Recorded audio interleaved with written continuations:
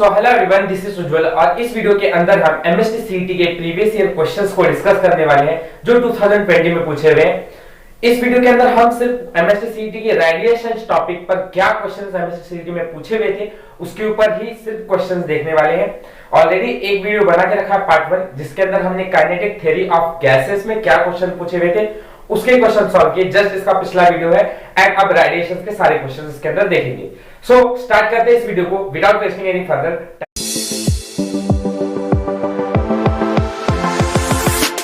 Concept है, हमने जब थ्योरी डिस्कस की थी तो उसके अंदर देखा था फर्स्ट कॉन्सेप्ट जो था वो coefficient of absorption, reflection and transmission था। थ्योरी नहीं देखिए तो थ्योरी देखिए क्योंकि उससे सारे के सारे कॉन्सेप्ट्स आपके क्लियर हो जाएंगे एंड फिर उसके बाद क्वेश्चंस पे पढ़ते जाएंगे। सो कॉन्सेप्ट नंबर 1 जो था coefficient of absorption, reflection and transmission, उसी के बेसिस पे हम एमएसटी सीईटी का पहला क्वेश्चन भी रेडिएशन का सॉल्व करने वाले। क्वेश्चन क्या था? Question the coefficient of absorption of body is 0.54 and coefficient of reflection is 0.16। Actually अब पहले जो डेटा पता है वो डेटा को लिख लेते। कोएफिशिएंट ऑफ एब्सॉर्प्शन का मतलब क्या होता है? We know that a equals to 0.54। Coefficient of absorption को हम a से बताते हैं और वो कितना है? 0.54 है। And coefficient of reflection is 0.16। Coefficient of reflection हम r से बताते हैं वो कितना दिया हुआ है? 0.16। ठीक है, ये अगर थ्योरी क्लियर होगी तो ये सारी चीजें आसानी से समझ में आएंगी। इसके बाद नेक्स्ट अलग से क्या बोला हुआ है? The amount of heat incident on a body is 400 joule.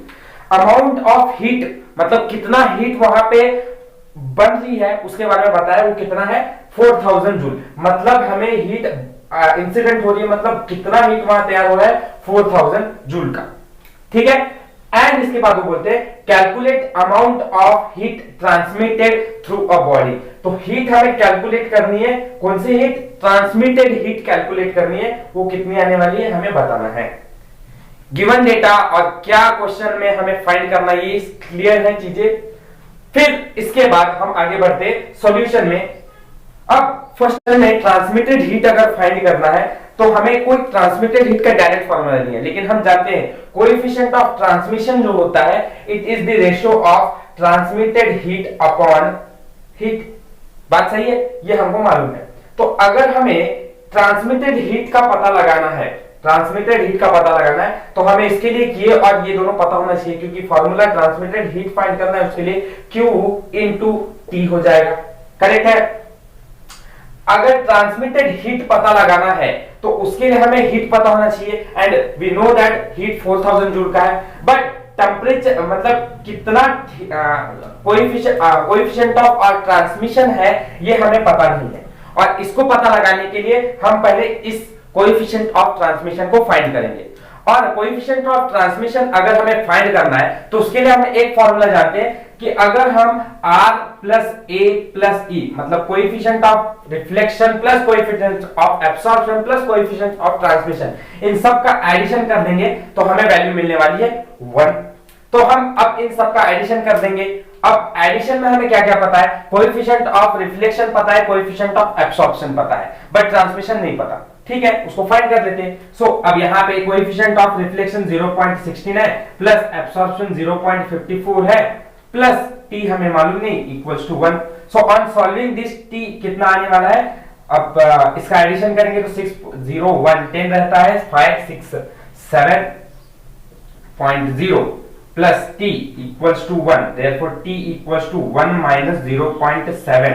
that means we get transmitted heat coefficient of transmission as 0.3।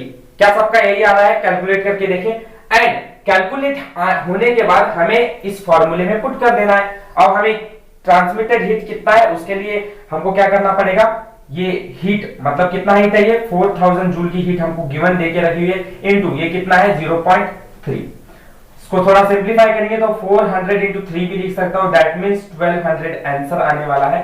So transmitted heat is 1200 of joules.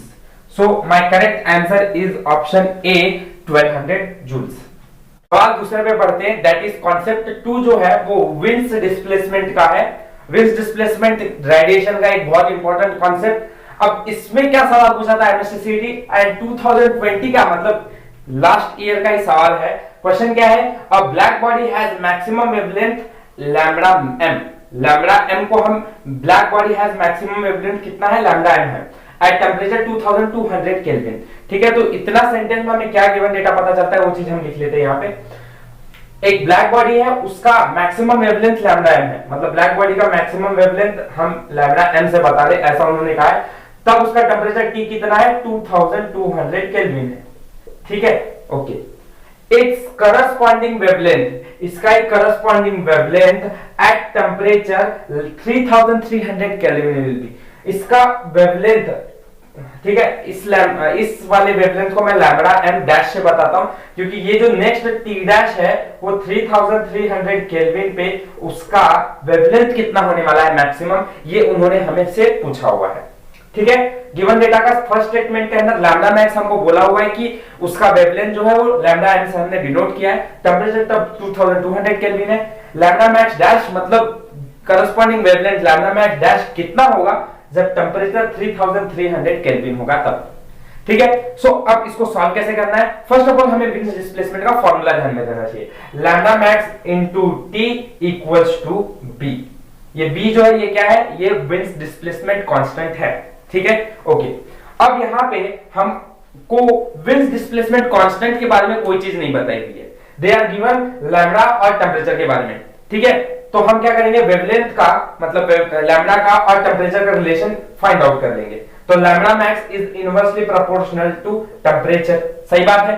ठीक है, तो उसके बाद हमको रेशियो किसका किसका लेना है, जब हमें टेम्परेचर कंपेयर करने रहते हैं या कोई भी वैल्यू को कंपेयर करना रहता है हम रेशियोज देते हैं, और हमें इस समय रेशियोज किसका लेना है, lambda max dash upon lambda max will be equal to, अभी एक बात बताओ ना, lambda max is inversely proportional to temperature, मतलब लैम्बडा मैक्स जो है वो इनवर्सली प्रोपोर्शनल है, मतलब इनका रेशियो जो है वो अल्टरनेट हो जाएगा। Lambda max dash will be equal to T by T dash.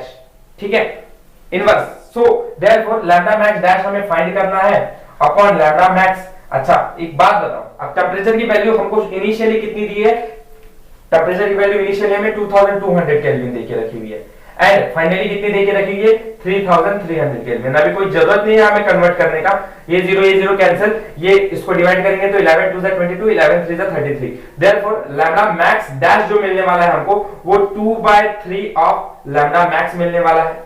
ठीक है, इस ऑप्शन को चेक कीजिए किधर है, 2/3 lambda max, 2/3 lambda max, option D correct है। देखिए आराम से, कोई डाउट है, इजी है एकदम, समझने में थोड़ा बहुत कैलकुलेशंस परफेक्ट है, आसान भाषा में बताया हुआ है। ठीक है, टेक स्क्रीनशॉट और नेक्स्ट क्वेश्चन की ओर आते हैं, that is question 3 and concept 3। Concept 3 is rate of heat loss के ऊपर हम सवाल सॉल्व करने वाले हैं। This question is again asked in MST CET 2020 and यहाँ पे हमें हीट लॉस, मतलब मैंने शुरुआत में ही बता दिया है, concept rate of heat loss का है। हीट लॉस का ही मतलब होता है रेडिएशन, ये बात ध्यान में रखें, मतलब एक बॉडी हीट लॉस कर रही है मतलब उधर से रेडिएट हो रहा है कुछ ऑब्जेक्ट, तभी वो हीट लॉस करता है। ठीक है, अच्छा क्वेश्चन 3 क्या बोलता है, rate of radiation by a black body is R. Rate of radiation मतलब हीट लॉस जो भी हो रहा है by a black body is are.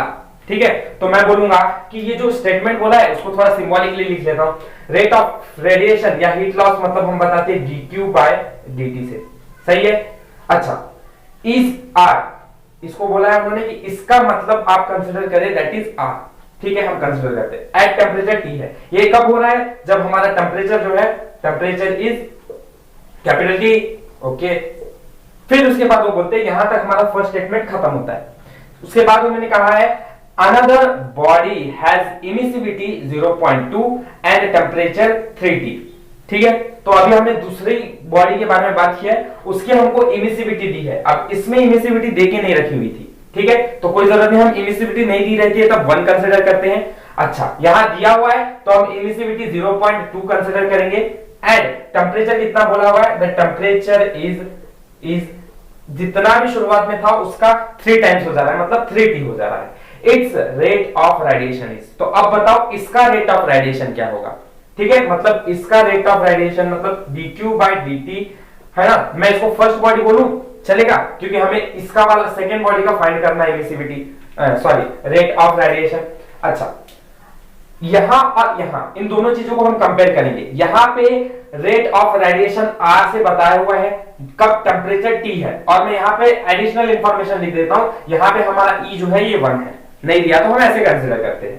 And दूसरे वाले के लिए मतलब dq/dt rate of radiation for second body हमको फाइंड करना है। हमारी इमिसिविटी इस टाइम पे 0.2 है और टेम्परेचर 3T है।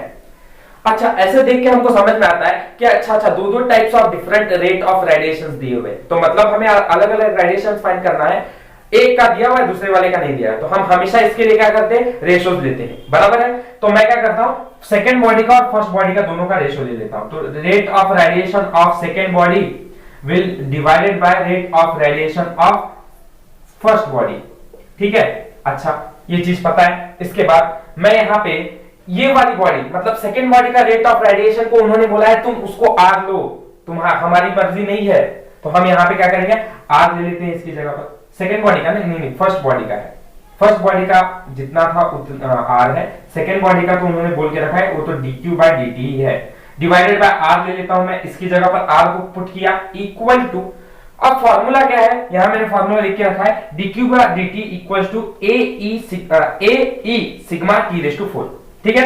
अब यहाँ पे हमको जो डेटा नहीं दिया हुआ है उसको हम निग्लेक्ट कर देंगे, मतलब एरिया के बारे में बात नहीं किया यहाँ पर, करेक्ट, तो इसको हम नहीं यूज करेंगे। सिग्मा मतलब इसके बारे में भी बात किया तो हम नहीं बात किया तो हम निग्लेक्ट कर देंगे। हाँ, इमिसिविटी और टेम्परेचर का बात किया हुआ तो हम उसको अपने साथ रखते हुए इस इक्वेशन में पुट करके सॉल्व करेंगे। अच्छा, तो अब हमें सेकेंड बॉडी का रेशियो पहले लेना है डिवाइडेड बाय फर्स्ट रेशियो। तो सेकेंड बॉडी का रेशियो इमिसिविटी की वैल्यू E इंटू T⁴ है, T⁴ है, और ये दोनों किसका है, सेकेंड बॉडी का है, ठीक है, डिवाइडेड बाय इस फर्स्ट बॉडी का जो बोला हुआ है E हम कैसा 1 कंसीडर करने वाले, और T⁴ का सॉरी ये फर्स्ट बॉडी का है तो नीचे 1 लिखूंगा। अब इसके बाद इसको सॉल्व करता हूं, वैल्यू जो पता है वो पुट कर देता हूं, मेरा आंसर आराम से आ जाएगा। दैट इज यहां पे अब मुझे E सेकेंड बॉडी की E कितनी है, 0.2 है, ठीक है, इनटू T⁴ मतलब यहाँ पे टेम्परेचर कितना है सेकेंड बॉडी का 3T है, उसकी पावर कितनी होगी, 4th पावर होगी, डिवाइडेड बाय हम पहले वाली इमिसिविटी 1 लेने वाले हैं इनटू इसका टेम्परेचर कितना होगा, उसका टेम्परेचर कोई चेंज नहीं होगा, 3T⁴ ही रहने वाला है। नाउ अब इस वैल्यू को सॉल्व कर लेते हैं हम, 0.2 इंटू 3⁴ है, 3⁴ है मतलब 3 कितने times, 4 times, 1 2 3 and 4 into T⁴ को मैं ऐसे ही रखता हूं क्योंकि वो डिनोमिनेटर से कैंसिल होने वाला है, इंटू T⁴ डिवाइड नीचे में भी ये और ये बॉडी कैंसिल हो जाएंगे। सो हमें dq/dt of second body upon R कितना मिलने वाला है, लेट्स सॉल्व दिस। 3 3 9 9 3 27 27 इंटू 3 81 81 को 0.2 से मल्टीप्लाई करना है, ठीक है, तो कितना आएगा, 81 को 0.2 से मल्टीप्लाई किया तो 0.2 2 1 2 8 2 16 multiply by 0 1 0 and 0, so it gets 16.2 और dq मैं यहाँ पे ये सॉल्यूशन, ठीक है, इसका मैंने जितना भी आंसर निकाला है dq/dt of second body will be equals to, उन सब का मल्टीप्लाई करके 16.2 मिल रहा है, इनटू ये डिनोमिनेटर के उधर चला जाएगा तो न्यूमरेटर में आ जाएगा। So I get dq/dt of second body 16.2 R, और हम ऑप्शन को मैच करेंगे तो हमारा ऑप्शन बी जो है ये करेक्ट है। बात समझता है, सिंपल, जितना आसान है उसके हिसाब से, मतलब मेरे लेवल में मैंने जितना इजी कर सकता था उस इजी कॉन्सेप्ट से समझाया है, होप कि समझ में। सो एक होमवर्क क्वेश्चन रहेगा, क्वेश्चन 4, क्योंकि एमएससी सीईटी के सेट्स है और 2020 के सवाल है, तो अभी हमने ऑलरेडी केटीजी के क्वेश्चंस देखे, देन रेडिएशन के भी क्वेश्चंस देखे, तो इतना सफिशिएंट है क्वेश्चंस एज पर एक एमएससी सीईटी में 2020 के सवाल से।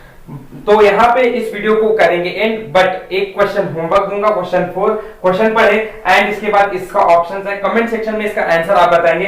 क्वेश्चन का कॉन्सेप्ट है rate of heat loss is equal to radiation, मतलब रेट ऑफ हीट लॉस का कॉन्सेप्ट से ये क्वेश्चन सॉल्व हो जाएगा आपका। एंड अगेन ये भी सवाल एमएसटी सीईटी 2020 का है। देन अब इसके बाद मतलब कोई डाउट है तो आप कमेंट सेक्शन में पूछ सकते हैं, या फिर कुछ नहीं समझा तो आप आराम से वीडियो को बैक करके देख सकते हैं। फिर भी अगर कोई प्रॉब्लम आता है तो आप कमेंट सेक्शन में पूछ सकते हैं। And if you like this video then like share and subscribe my channel and thank you for watching my